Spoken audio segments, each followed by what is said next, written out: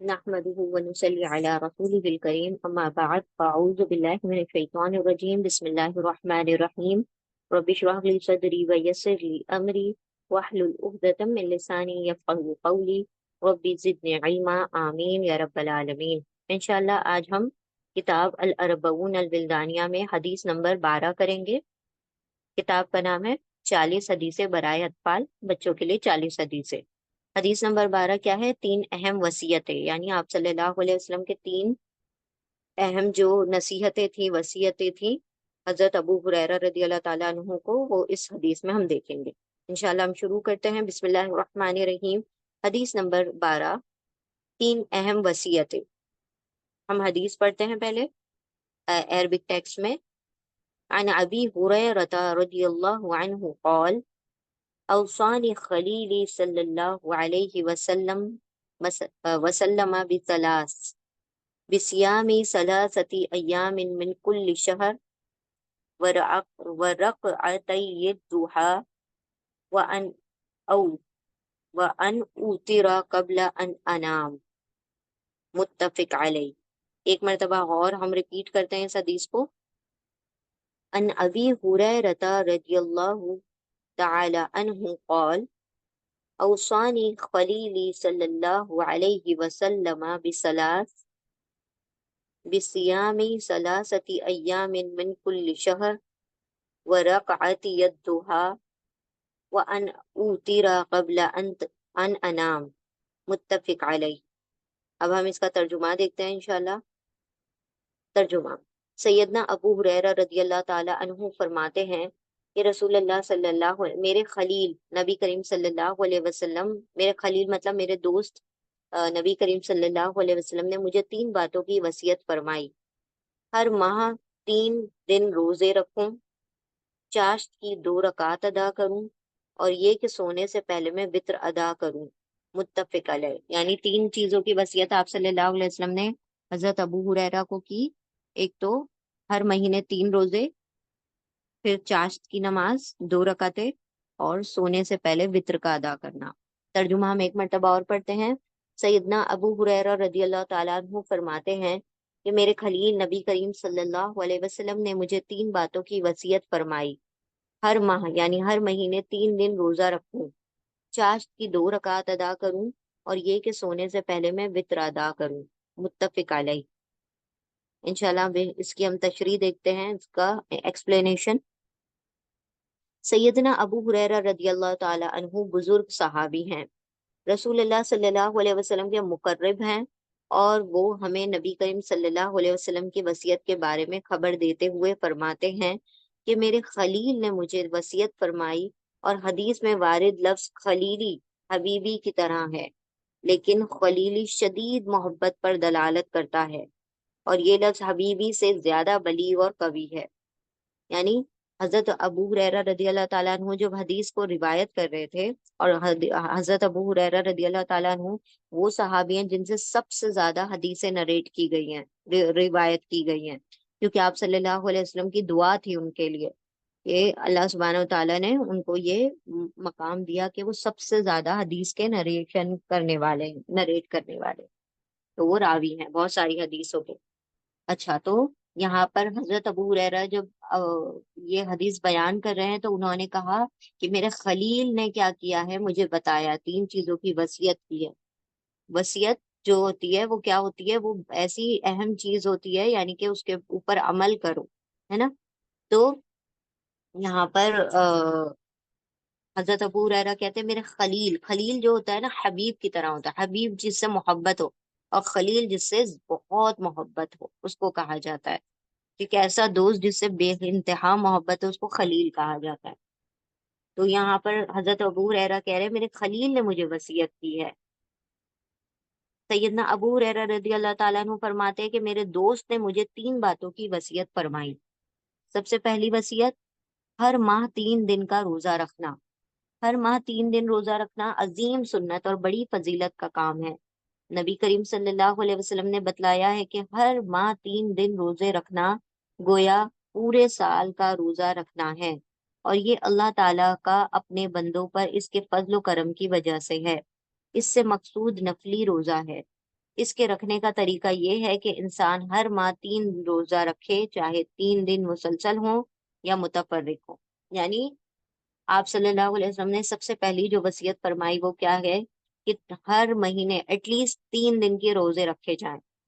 اور یہ 3 دن کے روزے کیا ہیں؟ یہ اللہ رب العزت کے لیے اس کے قرب اور اس کی محبت کے لیے ہم روزے رکھیں، ٹھیک ہے؟ تو 3 دن کے جو روزے ہیں یہ نفلی روزے ہیں، ٹھیک ہے؟ یہ فرض روزے نہیں ہیں، نفل روزے ہیں۔ نفل یعنی کہ آپ رکھیں گے تو آپ کو ثواب ہوگا، نہیں رکھیں گے تو آپ کو گناہ نہیں ہوگا۔ البتہ اس کے بہت سارے بینیفٹ ہیں۔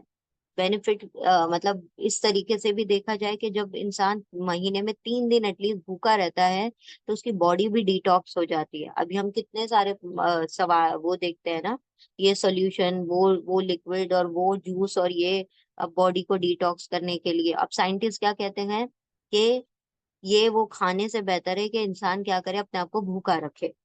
تو اس سے کیا ہوتی ہے، باڈی کے اندر جتنے بھی جراثیم ہیں، جتنے بھی جو جرمز وغیرہ ہیں، وہ سارے کیا ہوتے ہیں، جو زہریلے مادے ہیں، جو پوائزنس سبسٹینسز ہے، وہ نکل جاتے ہیں۔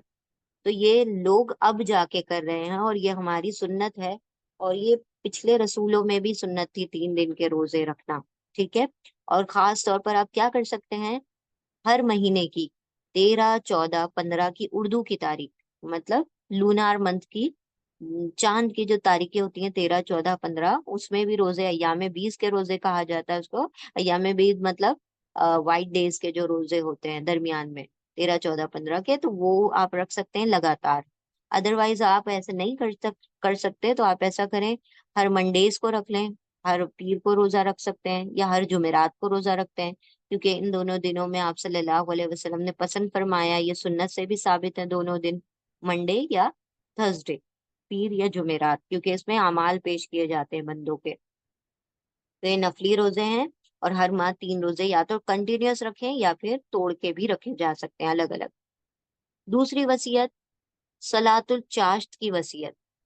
صلاۃ الچاشت 2 یا اس سے زیادہ رکعات ہیں جو چاشت کے وقت درمیانی صبح میں ادا کی جاتی ہے، لہذا مسلمانوں کے لیے مستحب ہے کہ وہ 2 یا 4 یا اس سے زیادہ رکعت چاشت کے وقت ادا کرے، کیونکہ اس کا بہت ثواب ہے اور اس کی بڑی فضیلت ہے۔ چاشت کی جو نماز ہوتی ہے وہ ہوتی ہے جب سورج کی تمازت بڑھ جاتی ہے، سورج کی روشنی میں تھوڑی سی تیزی آ جاتی ہے۔ دیکھیں، ایک ہوتی ہے اشراق کی نماز، جو ہم فجر کی نماز کے بالکل 20 منٹ کے بعد پڑھتے ہیں، فجر کی نماز کا وقت ختم ہوا اور پھر وہ 20 منٹ کا جو عرصہ ہوتا ہے اس میں آپ نے کچھ بھی نہیں پڑھنا ہے، مطلب کوئی نماز نہیں پڑھنا ہے۔ اذکار آپ پڑھ سکتے ہیں لیکن نماز آپ نہیں پڑھنا، اس میں آپ سجدہ نہیں کر سکتے۔ تو وہ 20 منٹ تک، جب تک کہ طلوع آفتاب نہیں ہو جاتا، جب تک کہ سورج نہیں نکل جاتا، تو تب تک آپ نے نماز نہیں پڑھنی ہوتی ہے۔ تو پھر جیسے ہی سورج نکل جاتا ہے تو وہ اشراق کی نماز ہوتی ہے، ٹھیک ہے؟ وہ اشراق کی نماز کب ہوتی ہے؟ جب سورج کے اندر ٹھنڈک رہتی ہے، وہ نکلا تو ہے سورج آپ کی آنکھوں کے سامنے لیکن اس میں ٹھنڈک ہے، لیکن جب سورج کے اندر تیزی بڑھ جاتی ہے، مطلب تھوڑی سی آپ کو تپش اور گرمی فیل ہونے لگتی ہے، تو وہ چاشت کا وقت ہوتا ہے۔ اراؤنڈ 9، 9:30 بجے کا وقت ہوتا ہے، تو اس وقت سے چاشت کا وقت شروع ہو جاتا ہے۔ ہر کنٹری اور ہر سٹی کے حساب سے ڈفرینٹ ہوتا ہے وہ چاشت کا وقت بھی، کیونکہ کبھی کہیں پر سورج پہلے نکلتا ہے، کہیں بعد میں نکلتا ہے۔ تو اراؤنڈ 9:30 بجے کا ٹائم ہوتا ہے، 9:30 سے 11:30 کے درمیان جو وقت ہوتا ہے۔ تو وہ یہ تو صرف ہم اپنے حساب سے بتا رہے ہیں یہاں پر، لیکن ہر جگہ کا آپ اپنے آن لائن بھی آپ لوگ دیکھ سکتے ہیں کہ چاشت کا وقت کیا ہے۔ تو اس میں 2 رکعت بھی، کم از کم 2 رکعتیں پڑھ لیں، یا پھر زیادہ سے زیادہ اور بھی رکعتیں پڑھی جا سکتی ہیں، نفل نماز ہے یہ بھی، ٹھیک ہے؟ تیسری جو وصیت ہے وہ ہے وطر کی وصیت۔ وطر نوافل نماز میں سب سے افضل نماز ہے، اس کا وقت صلاۃ العشاء کے بعد سے شروع ہو کر اذان فجر تک رہتا ہے۔ یعنی آپ صلی اللہ علیہ وسلم نے فرمایا کہ سونے سے پہلے وطر پڑھ کے سو، ٹھیک ہے؟ دا لاسٹ تھنگ، یعنی جب آپ سونے والے ہیں اس کے پہلے جو آخری کام آپ نے کرنا ہے وہ وطر پڑھنا ہے۔ تاکہ کیا ہوگا، وطر کا مطلب یہ ہے کہ یہ عشاء کی نماز کا حصہ نہیں ہے، یہ وطر جو ہے الگ ہے۔ عشاء کی نماز تو ہے ہماری 4 فرض، اور جو وطر ہوتا ہے وہ کیا کرتا ہے، یہ سارے مطلب سمجھ لیں کہ جیسے ایک وائنڈ اپ کرنا ہے ہم نے، اپنے دن کو خاتمے پہ دینا ہے، تو یہ ایک لاسٹ جو وہ اچھی اینڈنگ ہونا چاہیے، ٹھیک ہے؟ کیونکہ جو ایمان والوں کے جو اعمال ہوتے ہیں وہ خواتین پر بیسڈ ہوتے ہیں، یعنی جو اینڈ میں ہم کر کے مریں گے وہی کیا کیا ہوگا، وہ ہماری شروعات ہوگی۔ جس کام پر انسان مرے گا اسی سے اس کی قیامت کے دن شروعات ہوگی۔ تو اگر وہ نیک کاموں پہ مرتا ہے تو پھر شروعات بھی اس کی اچھے کام سے ہوگی، یعنی کہ وہ نیکوکاروں میں شامل ہوگا۔ اگر وہ بدی پر مرتا ہے، برائی پر، تو وہ برائی کے ساتھ ہی اٹھے گا۔ تو اسی لیے سونے سے پہلے جو آخری کام کرنا ہے وہ ہمیں یہ نہیں کہ ہم کوئی مووی دیکھ رہے ہیں یا پکچرز یا ریلز دیکھ کر سو رہے ہیں، بلکہ آخری کام جو ہے وطر پڑھ کے سوئیں۔ ٹھیک ہے؟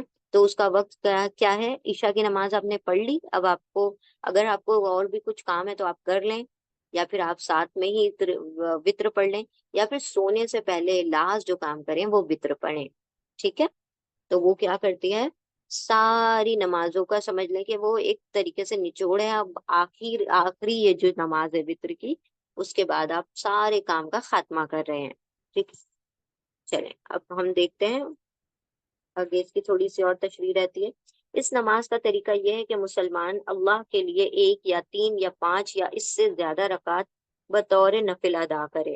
اہم بات یہ ہے کہ اس کی تعداد فردی طاق رہے۔ کلمہ وطر سے یہی مقصود ہے، یعنی ہمارے جو وطر کی نماز ہوتی ہے وہ کتنی ہوگی، دو یا چار یا چھ ایسے نہیں ہوگی، بلکہ یا تو ایک رکعت ہوگی یا تین رکعت ہوگی یا پانچ رکعت ہوگی۔ ٹھیک ہے؟ تو آڈ نمبر ہونا چاہیے، وطر کا مطلب ہی آڈ ہوتا ہے۔ ٹھیک ہے؟ طاق نمبر ہوتا ہے، تو یا تو ایک رکعت یا تین رکعت یا پانچ رکعت۔ تو جنرلی لوگ جو ہوتے ہیں تین رکعتیں پڑھتے ہیں وطر میں۔ ٹھیک ہے؟ یہ وصیت نبی کریم صلی اللہ علیہ وسلم کی طرف سے ابو ہریرہ رضی اللہ تعالی عنہ کے لیے تھی، اور یہی وصیت ہم سب کے لیے ہمارے رسول اور ہمارے حبیب محمد مصطفیٰ صلی اللہ علیہ وسلم کی طرف سے ہے۔ تو یہ تو آپ صلی اللہ علیہ وسلم نے اپنے صحابی کو وصیت کی تھی، لیکن یہ وصیت صرف ان کے لیے نہیں تھی بلکہ ہمارے لیے بھی ہے کہ ہم ان تین چیزوں کا کیا کریں، اہتمام کریں، کوشش کریں ہر مہینے میں۔ اتنے سارے ڈیٹاکس لکوڈس پینے سے بہتر ہے کہ باڈی کو اچھی فزیک، اچھی وہ ہیلتھ دینے کے لیے 3 دن کے روزے رکھ لیں۔ ٹھیک ہے؟ اب تو سائنٹسٹ بھی ریسرچ کر چکے ہیں اس چیز کے اوپر کہ روزے رکھنے سے کتنے بینیفٹ ہوتے ہیں باڈی کو۔ دوسری وصیت چاشت کی نماز ہے، تیسری وصیت ہے وطر کی نماز، اور اس کے طریقہ اور جو وقت ہوتا ہے وہ انشاءاللہ آپ لوگ آن لائن بھی دیکھ سکتے ہیں۔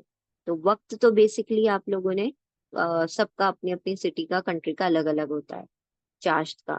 ٹھیک ہے؟ الحمدللہ یہاں پر ہماری حدیث مکمل ہوئی۔ اللہ سبحانہ و تعالیٰ ہمیں توفیق دے کہ ہم تینوں وصیتوں پر، آپ صلی اللہ علیہ وسلم کی جو تینوں وصیتیں ہیں اس پر عمل کر سکیں اور اس کو اپنے عمل میں لا سکیں۔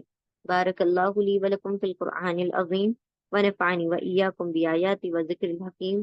جزاکم اللہ خیرا کثیرا۔ السلام علیکم ورحمۃ اللہ وبرکاتہ۔